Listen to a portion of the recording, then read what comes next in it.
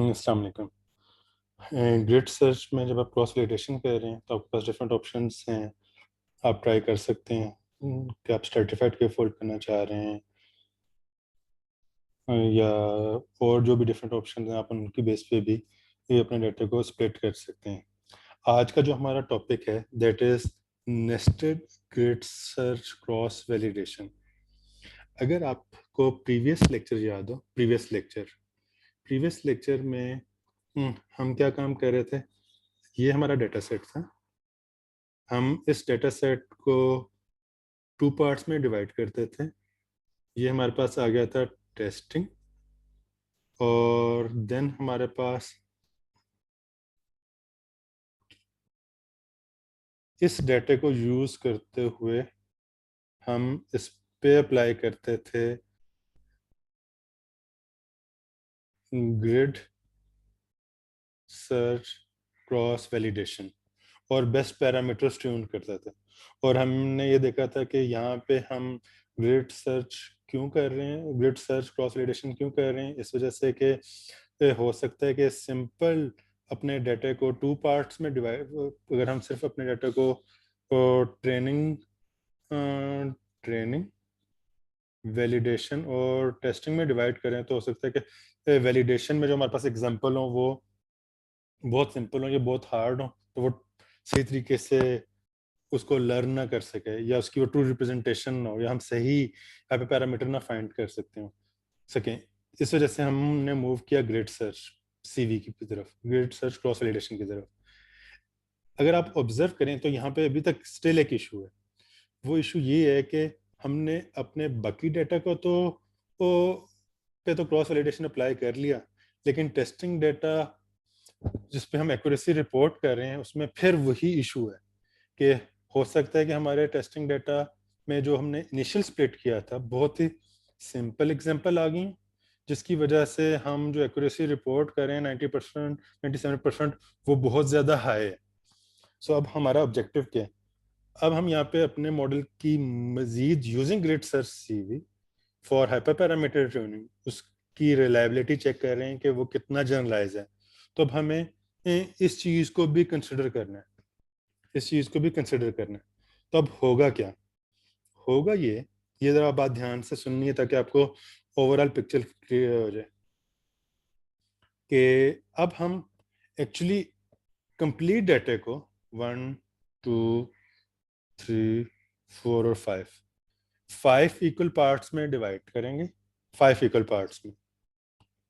और देन उसके बाद जब हमारे पास ये 5 इक्वल पार्ट्स में डिवाइड हो गया तो हमने इसको लेट्स से टेस्टिंग डिक्लेयर कर दिया, और बाकी रिमेनिंग पार्ट्स पर हमने यही काम किया जो अभी हम अभी कर रहे हैं कि बाकी जो पार्ट्स हैं उस पे हमने अपने डाटा को मजीद, अब ये जो पार्ट्स आ रहे हैं ना, यानी अगर मैं इसके इक्विवेलेंट ये वाला पार्ट ड्रॉ करूं, अब इसको हम 5 इक्वल पार्ट्स में डिवाइड करेंगे, 1, 2, 3, 4 और 5, और इसको यूज करते हुए यहाँ पे पैरामीटर्स को ट्यून करेंगे और इस पे एक्यूरेसी कंप्यूट करेंगे।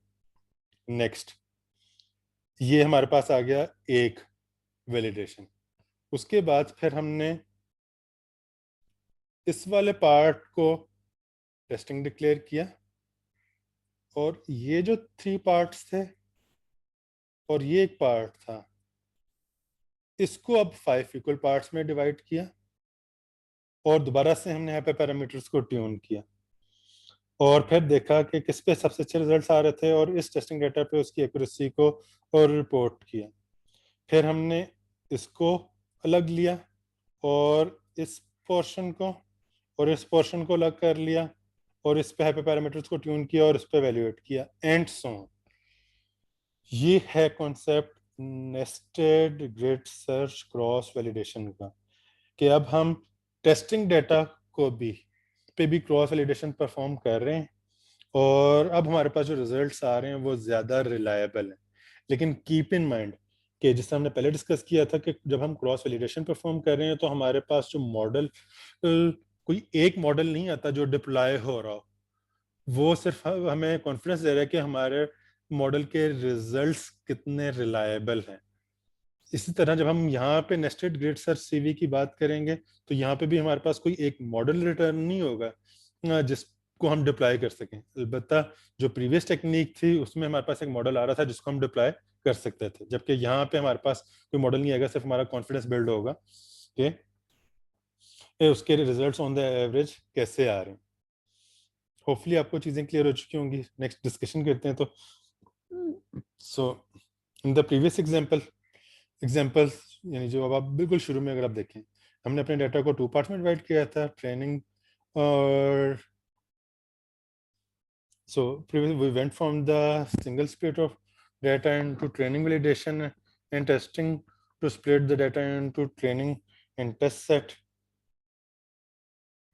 So पहले ट्रेनिंग टेस्टिंग में गए, फिर वैलिडेशन में डिवाइड किया, क्रॉस वैलिडेशन परफॉर्म की, और अब हमारा ऑब्जेक्टिव है that is nested cross validation. Nested cross validation में हम अगेन रिजल्ट वही अचीव करना चाह रहे हैं कि यूजिंग हाइपर पैरामीटर ट्यूनिंग हम अपने मॉडल कितना जनरलाइज है और ऑन द एवरेज उसके क्या रिजल्ट्स हैं उसको हम देखना चाह रहे हैं। नेक्स्ट पीस ऑफ कोड में अगर हम इसको टिपिकल फॉर लूप के थ्रू इम्प्लीमेंट करें तो वो कुछ इस तरीके से होगा कि हमने यहाँ पे एक फंक्शन डिफाइन कर लिया, ये फंक्शन डिफाइन कर लिया जिसमें हमारे पास x और y पास हो रहा है, इनर सीवी आउटर सीवी है, क्लासिफायर है और उसके पैरामीटर पास हो रहे हैं, और फिर हम इसी तरीके से वो लूप एग्जीक्यूट कर रहे हैं, बेस्ट है पे पैरामीटर्स को फाइंड कर रहे हैं, जो हम टिपिकली पहले करते थे। अब सिर्फ डिफरेंस ये है कि अब हम अपने ओरिजिनल डाटा को भी 2 पार्ट्स में डिवाइड कर रहे हैं। और जिस तरह आप यहाँ पे देखें कि हमने अपने यहाँ पे इस मॉडल को पास किया, कंप्लीट डाटा आपके पास आ गया, स्ट्रेटिफाइड स्पेसिफाई कर दिया और फिर उसको हमने इसको कॉल कर लिया और वो ये टास्क परफॉर्म करते गए। अब बजाय इसके कि हम ये सारे का सारा फॉर लूप एग्जीक्यूट करें और इसके थ्रू हैंडल करें, हमें ये सारा काम करने की ज़रूरत नहीं है। बिल्कुल वैसे ही जब हम ग्रिड सर्च क्रॉस वैलिडेशन कर रहे थे तो हमारे पास चॉइस थी कि हम फॉर लूप यूज़ करें, लेकिन हमने फॉर लूप यूज़ नहीं किया बल्कि हमने ग्रिड सर्च की क्लास को यूज़ कर लिया। तो इसी तरह हमें इसको यूज़ करने की ज़रूरत नहीं है। हम सिंपल मैकेनिज्म क्या कर सकते हैं, बहुत ही सिंपल अप्रोच है, दैट्स इट। देखिए बहुत सिंपल कि हमने जो पैरामीटर सर्च करने हैं उनकी एक डिक्शनरी क्रिएट कर ली। देन अब हमने क्रॉस वैलिडेशन में, क्रॉस वैल स्कोर में ग्रिड सर्च सीवी का ऑब्जेक्ट पास कर दिया जिसमें मेरे पास सीवी था, पैरम ग्रिड थी और उसमें हमने बता दिया कि इसके कितने फोल्ड हैं। और अब हमने क्रॉस वैलिडेशन में 5 पूरा डाटा पास कर दिया, IRS डाटा सेट का कंप्लीट डाटा सेट। अब ये क्या काम करेगा जो हमने पहले डिस्कस किया था कि सबसे पहले ये कंप्लीट डाटा सेट को 5 इक्वल पार्ट में डिवाइड कर देगा, 1 2 3 4 5 इस तरह की 5 कॉपीज बना लेगा 5 पार्ट्स में।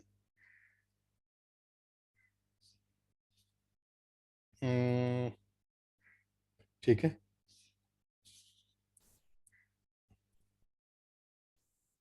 एंड और ये हमारे पास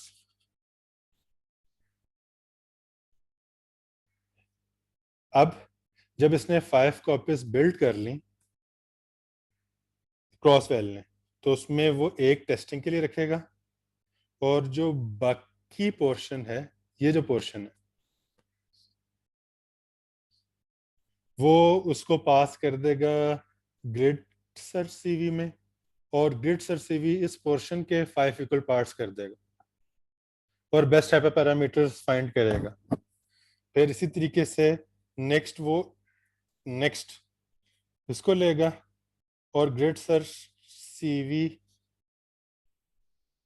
इस पूरे डाटा के 5 इक्वल पार्ट्स करेगा और हाइपर पैरामीटर को ट्यून करेगा, नेक्स्ट करता रहेगा और एट द एंड आपके पास ओवरऑल स्कोर आ जाएगा जिससे आपको बेहतर अंडरस्टैंडिंग हो जाएगी कि ओवरऑल ऑन द एवरेज ये कैसा परफॉर्म कर रहा है। होपफुली आपको चीज़ें क्लियर हो चुकी होंगी। कोई क्वेश्चन हो, कोई कन्फ्यूजन हो तो आप पूछ सकते हैं। अच्छा, इसमें एक और इम्पॉर्टेंट चीज़ है, जिस तरह आप यहाँ पे देख सकते हैं कि जब आप परफॉर्म कर रहे हैं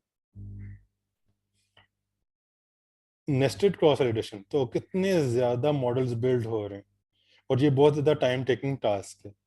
तो आपके पास ग्रिड सर्च सीवी में ये बहुत इंपॉर्टेंट चीज़ है कि आप इस टास्क को पैरेलली परफॉर्म कर सकते हैं मल्टीपल कोर्स को यूज़ करते हुए। कि ग्रिड सर्च सीवी में एक पैरामीटर होता है n job is equal to -1। अगर आप n underscore jobs is equal to -1 कर देंगे तो वो जितनी भी आपके पास कोर्स हैं या सीपीयूज हैं उनको मैक्सिमम यूज करेगा एज अ पैरेलल, और रिजल्ट जल्दी रिटर्न हो जाएगा। अदरवाइज अगर आप ये नहीं करेंगे तो बहुत ज़्यादा टाइम रन हो रहा होगा। जैसा कि आप देख सकते हैं कि जब आप अपने डाटा को 5 इक्वल पार्ट्स में डिवाइड कर रहे हैं और उस पर मॉडल बिल्ड कर रहे हैं, तो ये सारे के सारे इंडिपेंडेंट टास्क हैं जो कि पैरेलली परफॉर्म हो सकते हैं। So while running grid search over many parameters on large data set can be computationally challenging. So इसको हम पैरेलल कर सकते हैं। This means that building model using particular parameter setting on a particular cross validation split can be done completely independently from the other parameter setting. So this makes grid search and cross validation ideal candidate for parallelism over multiple CPUs. अगर आप वहाँ पे -1 करेंगे तो maximum use हो रहा होगा। अगर आप 2 कर देंगे, 3 कर देंगे, 5 कर देंगे तो जितनी आपके पास कोर्स हैं आप उनको भी आप कहते हैं कि नहीं सिर्फ 2 कोर यूज करें या 4 कोर यूज करें या 3 कोर यूज करें या 5 कोर यूज करें, तो आप इसको इस तरह भी एडजस्ट कर सकते हैं। सो होपफुली आपको चीज़ें क्लियर हो चुकी होंगी। कोई क्वेश्चन हो, कोई कंफ्यूजन हो तो आप पूछ सकते हैं। Thank you. अल्लाह हाफ़िज़।